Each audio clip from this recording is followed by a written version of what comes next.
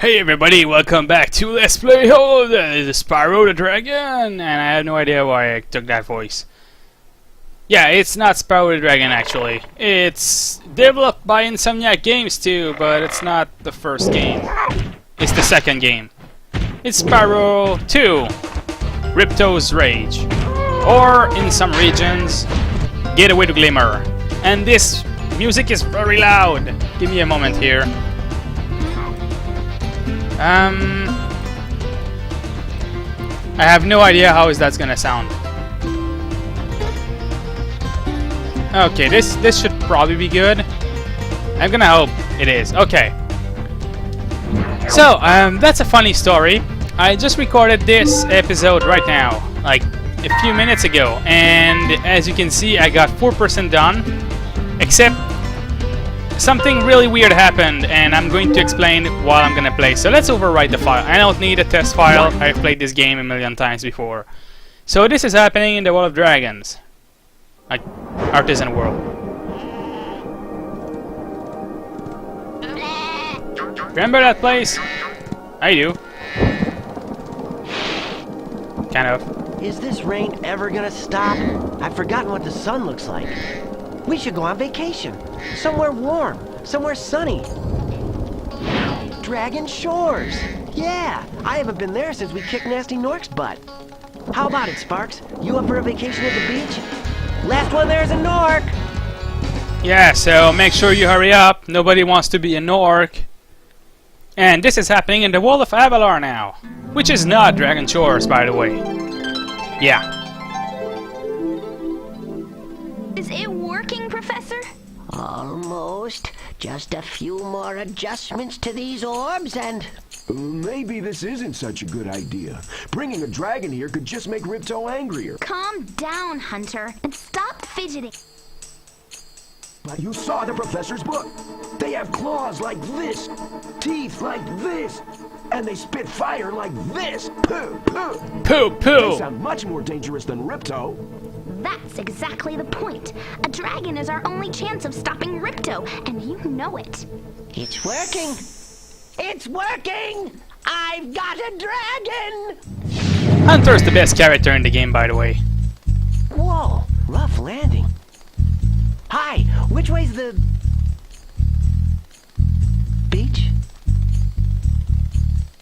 Hey, stop staring. Haven't you guys ever seen a dragon before? No, they haven't. You're a dragon? You got a problem with that pussycat? I love Spyro's snark. It's the best. Well, someone forgot to invite me to the party. Were you trying to keep something from me? Oh no, it's a tiny orange unicorn. Dragon? You brought a dragon to Avalar? With a scepter. I hate dragons! Ah!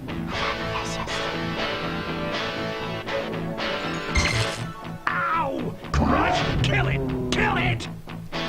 And Crush utterly fails. And now he has no scepter anymore. Go! You imbecile! You ate my scepter! I'll deal with you later! A bunch of goof. Who is that jerk? That was Ripto, and we have to get rid of him.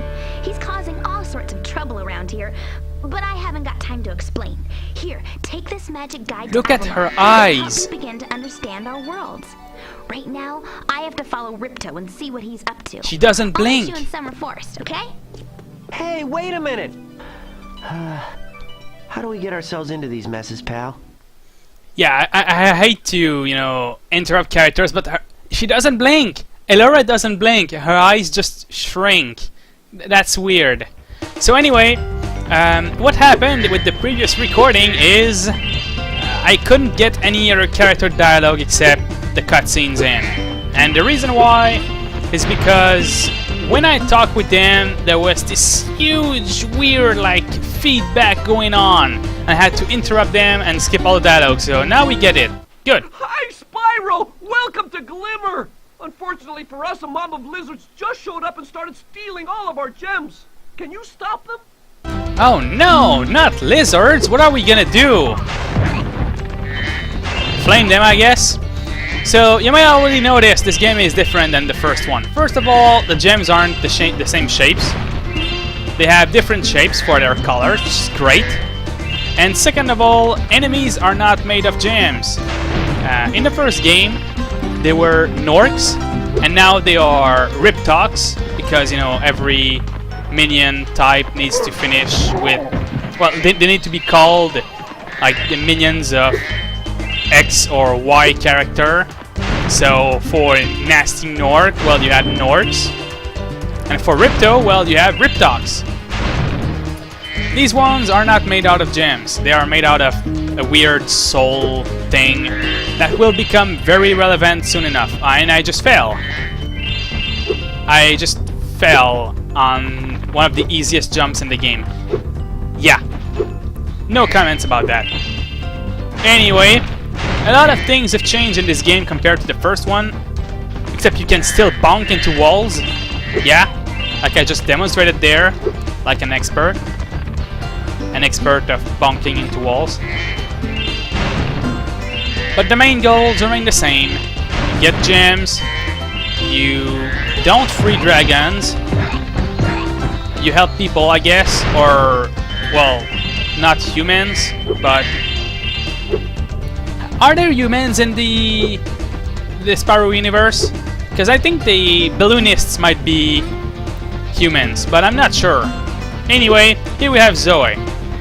Hi, Spyro. I'm a friend of Alora's, and she's asked me to help you out. Whenever you find me, I'll remember your progress like this. And she zaps us. Zap! That zap means that if you get into trouble, I'll return you to this place. See you around. Yeah, she expects us to die all the time, except we won't die all the time. And if you're wondering why I changed my tone there, it's because it's a thing to say that all the time. Which started on a Loyal Gamers channel, ALG. He is in my recommended quality Let's Player list. If you want to give it a look, feel free to. His Let's Play of Spyro the Dragon and Spyro 2 are also pretty good, and the All the Time has started in his second Let's Play there of Spyro, well, Spyro 2 then. Of course, I'm not just saying where it started or anything, I'm just saying that it started there because I'll eventually tell you in this one anyway. So here we have a special wall. We need climb to get up there. If we talk to this guy, he's gonna tell us that. But I want to get up there anyway. And this is a trick that not many Let's Players have shown, because it's a speedrunning trick. So if I can do this right, basically you want to do a double jump here by doing this. And then you want to access up there by doing another double jump and doing a hover at the end of a glide. I know this sounds like Chinese, but trust me. And I just failed. It's a lot simpler than it sounds. This game has different ways to... Because they changed the physics for charging, and they changed the physics for gliding, I think. So now you get an additional move, the hover, at the end of your glide, I say. And this allows you to get a little bit more height. And to also fail and fall off gems, apparently. Nah. Anyway, and I just failed it again. But you can get up there. I could do it, but it's a lot more work than it's worth. Instead, I'll just talk with this guy. Ah, you must be the dragon everyone is talking about. Well, dragon or not, I'm afraid there is a small fee to open the bridge. It will cost you 100 of your gems to cross. This guy is an asshole. He's the fucking bear. Thank you, Mr. Dragon. Listen to him. Spyro, was it? Yeah. You can now use the bridge whenever you want, free of charge. I hope we meet again, when you have even more gems. This guy is going to drain all the gems you've accumulated. Fear not though, even if you spend them, you still have them like in your completion thing. Oh, that's wrong. That's not the right button. Okay, sorry about that. Yeah, if you check here, I still have 191 gem out of 400, and I only have 91 gem here because I've spent some, but I still have them collected, so don't worry. Hi, Zoe. To get a good look around, hold down the triangle button. Try using... Oh yeah, that's all controls and stuff. So I'm not going to really bother you guys with that. You can see me play the game. And if you want to play, well, feel free to listen to what she has to say. It's mostly beginner stuff, really. And here we have another gem cutter. Spyro, thanks for helping us fight off the lizards. Please take this talisman of glimmer as a sign of our gratitude. Oh, nice. We got a talisman. And it's a golden pickaxe. Can we dig for gems now? This magic portal next to me will take you to Summer Forest, one of the homeworlds of Avalar. So, if you're playing this for the first time, you might just want to take the portal and get on with, you know, the tutorial stuff, but I'm an experienced player, of course. I've played this game many, many times. And I don't really need to know about what's going on or about the mechanics or anything. I can just explain them instead, which is pretty great, I'm gonna say. Of course, we got the normal gem collection here going on. I feel like in this game, collecting gems is a lot more satisfying because of the dragonfly sound, grabbing them. And here we have another gem cutter, and he has a very unique problem. Great! The Superfly power-up is active, and you can restart our gem lamps. Flame all the lamps quickly, and the big gem lamp will light. The power-up will give you enough magic to fly for a short time. Yes, and this is difficulty 1 star, by the way. We have these mini-games scattered all over the game with varying levels of difficulty, and I'm going to tell you right now, they lie. The difficulty meter absolutely lies. So yeah, this one is very, very simple. Basically, you just want to get through here and fly and light all the lamps with flame, and that's it. It's very, very simple. It's as simple as it can get for the first level, I guess. You might have noticed there's another one like this in the caves, but you can't actually do it because you need climb. That's a power-up we'll get later. Thanks for helping me light the lamp, Spyro. A fairy gave me this orb, but I like gems better. You take it instead. Yay, we get an orb! Orbs are very important. And as you can see here, the counter actually loses its S when you get 1 orb. That is a nice touch, like it's never going to come back, because once you get more than 1 orb, you immediately get the S again, and then you keep it for the rest of the game. But when you have 0 orbs, or 2 orbs, well, there's an S. If you have 1 orb, it doesn't have it. It's such a nice touch. You don't think games would do that, but they did think of that. So anyway, we're gonna get more gems here. There's another orb we can get in this level. Because the third one is, like I said, locked behind having a climb power-up, which we don't have. So we can't go and do that. There are 3 power-ups in this game, which is a different thing from the first Spyro game, where you got nothing new the whole game, which pretty much made it so you don't need to backtrack ever. But in this game, it's not the case. You gotta backtrack, unless you know the speedrunning tactics and stuff. I don't know all of them. I know this one, I could probably pull it off if I really set out to do it, but I feel like that's more boring than anything. I can just include this, like small backtrack in another episode anyway. Let's just talk with this guy, who has another problem. These little lizards have eaten my entire crop of gems. I've tried hitting them with rocks, but they're too fast for me. You can try using one of my rocks. If you have any questions, just ask me. Yeah, and then we have to...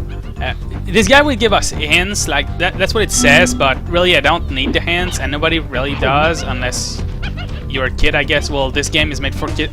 Whatever. Anyway, just aim and shoot. That's another new thing in this game. Shooting! Follow me to the next lizard. Yeah, he says nothing new. So, it's the new thing in this game. You can pick up things with your mouth, and then aim and fire it away. However, during that time you cannot flame, because the same button is used to throw a thing, and either way you can't really flame because that thing is in your mouth, so, you know. You can spit pretty far, Spyro! See if you can spit all the way to that lizard. In theory, at this point, you're not actually supposed to aim, because you can still do that and get it anyway. What I'm gonna do here is bypass... Oh. What I'm gonna do here is fail, and then show you how to bypass one of the lizards. You can actually bypass... Game? Okay, I failed twice now. That's kinda bad. I guess you're supposed... Like, they think you're supposed to use the flying power-up to get up here, but you don't need to use it. So yeah, basically you wanna come here. You can skip using this rock entirely. If you wait here, look at there, you can see the lizard head like up on the top. You need to wait for it to be at the furthest right, well, on my right possible. So, over here. You can hurry up and hit him, and you basically skip this one. When you follow this guy, then he's just going to clap. Yeah, as if I got hit with the rock, and I didn't have to use the rock or anything. And this skip also makes it so you don't actually get the words about the fact you need to aim for that guy. Anyway, he's gonna talk to us again. To hit that lizard up high, you'll have to aim. Press and hold the triangle button to aim, then press circle to spit. So I'm thinking they actually thought you could skip that one before, because otherwise he just gave the same hint twice. Also, as you can notice here, the circle is not really on him, but it's still going to hit him. Because of the velocity of items that you shoot, you can hit higher if you aim higher. So you're always going to be hitting a little bit above the circle of aiming. That's something to keep in mind. I didn't realize that until much later. This one is going to move, like I said. I want to hit him in the butt, and then he's never going to come back because he's vanishing and then he just doesn't respawn, so he's dead forever. I guess he's gonna come back if I leave the level and come back. Yeah, the minigames do reset, and that's something you need to understand. Yay! You saved my crop of gems from the lizards. Here, take this orb. Some girl with wings dropped it here yesterday. Yesterday? But it was today. Whatever. Actually, no, okay. Actually, ignore what I said. I just realized that what I said was a mistake. He's right, it's yesterday. So, what does that mean? You'll know later. Anyway, what was I saying before? Yeah, minigames do reset if you leave the level. That's a bit of an issue because later on you will get minigames that will unlock. Then you'll do them, and then you'll learn that there's a second part to the minigame that you can't do yet because you don't have the power up, and then you're screwed because you have to redo the first minigame, no matter how annoying it is.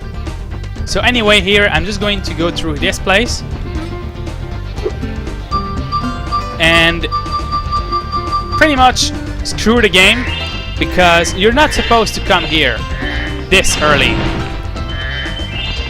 Getting all those gems and stuff is not something you're supposed to be able to do. And if you do a speedrun, actually, there's another tactic here where you can light all the gems by going up here and then flying around the room. Yeah, like I said, speedrunning tactics, very weird stuff I don't want to get into. So I'm not going to try more than I already tried. Instead, I'm just going to leave the level. We didn't forget anything, did we? 274 sounds about right. If we are missing anything, well, we'll get it later when we'll come back with Climb. For now, let's go to adventure in Summer Forest.